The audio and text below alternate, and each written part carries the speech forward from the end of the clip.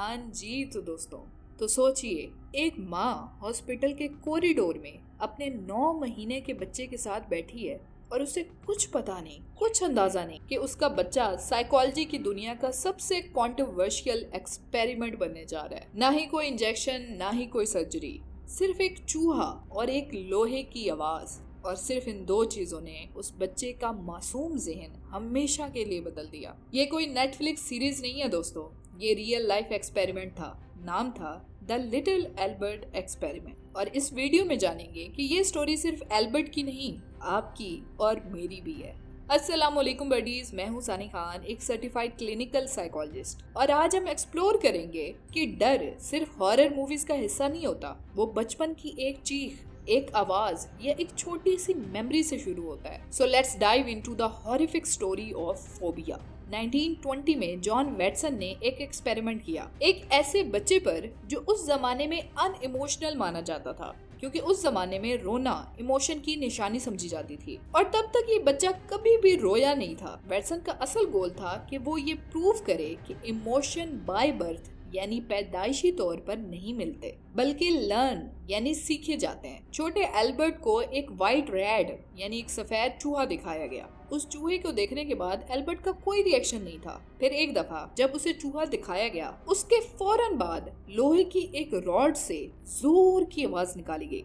Albert फौरन ही रो पड़ा। लेकिन ये एक दफा नहीं हुआ, ये पेयरिंग बार बार हुई। बार बार पहले उसे वो सफेद चूहा दिखाया जाता और फिर चूहे के रॉबर्ट के सामने आते ही एक बहुत जोरों की ड्राउनी सी आवाज निकाली जाती और एल्बर्ट हर बार उस आवाज को सुनते ही जोरों से रोने लग जाता था। तो इस एक्सपेरिमेंट का रिजल्ट क्या निकला? एक वक्त ऐसा आया कि डिसाइड हुआ कि अब कोई भी आवाज नहीं बजाई जाएगी, बस सफेद चूहा दिखाया जाएगा विदाउट एनी हॉरिफिक साउंड। और फिर हुआ ये कि जब वो सफेद चूहा दिखाया गया तो सिर्फ और सिर्फ उस चूहे को देखते ही एल्बर्ट का चेहरा मुकम्मल फ्रीज हो गया। ना सिर्फ उस व्हाइट रैट, बल्कि व्हाइट रैबिट, व्हाइट डॉग, हत्ता के कॉटन बॉल्स और सेंटा की दाढ़ी तक, हर वो शय जिसमें व्हाइट रैट से मिलती जुलती फर थी, उसको देखते ही रॉबर्ट डर जाता था, या मुकम्मल फ्रीज हो जाता या जोर जोर से रोने लग जाता था। हालांकि अब तो कोई आवाज नहीं थी। तो ये हुआ क्या? इसे कहते हैं जी क्लासिकल कंडीशनिंग। ये क्लासिकल कंडीशनिंग का बहुत ही हॉरिफिक एक्सपेरिमेंट था जो बहुत ही अनएथिकल था। क्लासिकल कंडीशनिंग में होता कुछ यूं है कि जब कोई भी न्यूट्रल चीज रिपीटेडली किसी दुख, दर्द भरे या डराने वाले ट्रॉमेटिक एक्सपीरियंस के साथ बार बार लिंक की जाती है, तो दिमाग उससे ही, उस न्यूट्रल चीज को ही वो असली थ्रेट, वो असली खतरा समझने लग जाता है। अब सोचिए, एक लड़की का मासूम जहन है। बचपन में वो जब भी गली नंबर 3 का नाम सुनती थी तो अम्मी या उसकी दादी के मुंह से एक ही बात निकलती थी, वहाँ मत जाना, वहाँ एक रेपिस्ट रहता है। गली नंबर 3 एक आम सी स्ट्रीट, वैसी ईंट, वैसी दीवार। ना कभी वो वहां गई, ना कभी कुछ देखा, सिर्फ और सिर्फ नाम सुना। लिंक किसका? गली नंबर 3 और रेपिस्ट का। लेकिन अब हाल ये है कि सिर्फ गली नंबर 3 का नाम सुनते ही उसका दिल कांप जाता है। उसे अब किसी स्पेसिफिक इंसान से नहीं, उस गली से ही फोबिया हो गया है। ये है क्लासिकल कंडीशनिंग। जब एक न्यूट्रल जगह जैसे कि गली बार बार एक ट्रोमेटिक कंसेप्ट जैसे कि रेपिस्ट, रेप उससे लिंक हुई, तो दिमाग ने उस गली को ही खतरनाक फाइल में डाल दिया। तीसरी कहानी है एक लड़की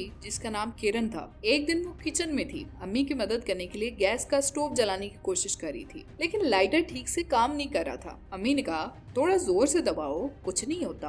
वो बार बार लाइटर जलाने की कोशिश कर रही थी, बार बार ट्राई कर रही थी, लेकिन तब तक गैस भर चुकी थी। और जैसे ही लाइटर से छोटी सी स्पार्क निकली, उसने यकदम एक बहुत बड़ा आग का गोला बनाकर उसके हाथों को पूरी तरीके से जला दिया। बस उस दिन के बाद उसके लिए किचन का मतलब बन गया डर, जलन, चीखें।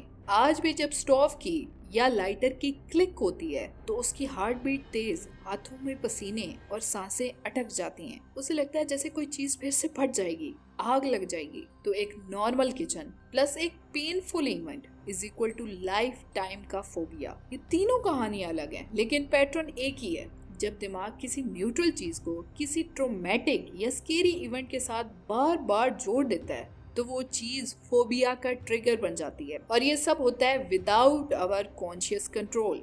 अब बताइए, ये सिर्फ उस बच्चे लिटिल एल्बर्ट की कहानी है, ये हम सब की। आल्दो ये एक्सपेरिमेंट हमें हमारे डर, हमारे फोबियाज कैसे डेवलप होते हैं ये समझाने में मदद तो देता है, पर फिर भी ये एक्सपेरिमेंट हाईली अनएथिकल था। एक नॉर्मल बच्चे और इतने छोटे बच्चे पर ट्रोमेटिक एक्सपेरिमेंट किया गया जो कि इंतहाई जालिमाना था। उन वक्तों में कोई एथिकल गाइडलाइंस नहीं थी, इसलिए हर किस्म के एक्सपेरिमेंट किए जाते थे जो कि सही नहीं था। लेकिन इसके अलावा समझने की बात ये भी है कि फोबिया सिर्फ रिएक्शन नहीं होते, एक डीपली लर्न्ड रिस्पॉन्स होता है। जितनी छोटी एज में कंडीशनिंग होती है उस डर की ग्रिप उतनी ही स्ट्रॉन्ग होती है।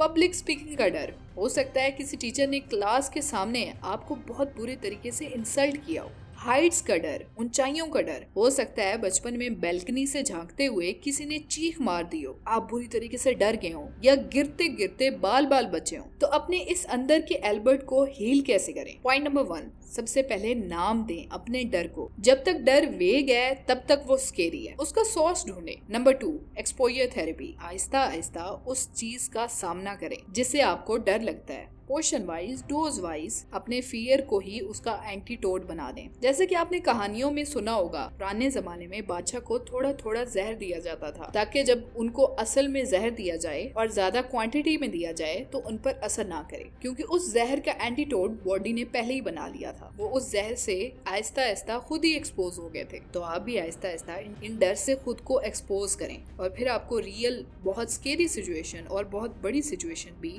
फियरफुल नहीं लगेगी। Number 3, therapy is strength not shame. अगर आपका फियर रोजमर्रा जिंदगी को इफेक्ट कर रहा है, आपकी डे टू डे लाइफ बहुत ज्यादा स्ट्रगल कर रही है, तो किसी क्लिनिकल साइकोलॉजिस्ट से मिलना और थेरेपी लेना एक स्ट्रेंथ, एक हिम्मत का काम है। उसके लिए थेरेपी लें और अपने फोबियाज को अनलर्न करें। जी तो दोस्तों, तो आपका लिटिल एल्बर्ट मूवमेंट क्या था? कब आपको पहली बार किसी चीज का इंटेंस डर महसूस हुआ? कमेंट सेक्शन में लिखें, शायद किसी और को भी अपना डर समझने में मदद मिल जाए। तो डर सीखा जाता है तो उसे अनलर्न भी किया जा सकता है। डर जिंदगी का हिस्सा हो सकते हैं, लेकिन उन डरों को अपनी जिंदगी का ड्राइवर नहीं बनाना। तो इसी के साथ मिलती हूँ मैं आपको अपनी नेक्स्ट वीडियो में। तब तक अपने साथ साथ अपने प्यारों का भी ख्याल रखें और अपने फोबियाज को अनलर्न करें। अल्लाह ने के बाद।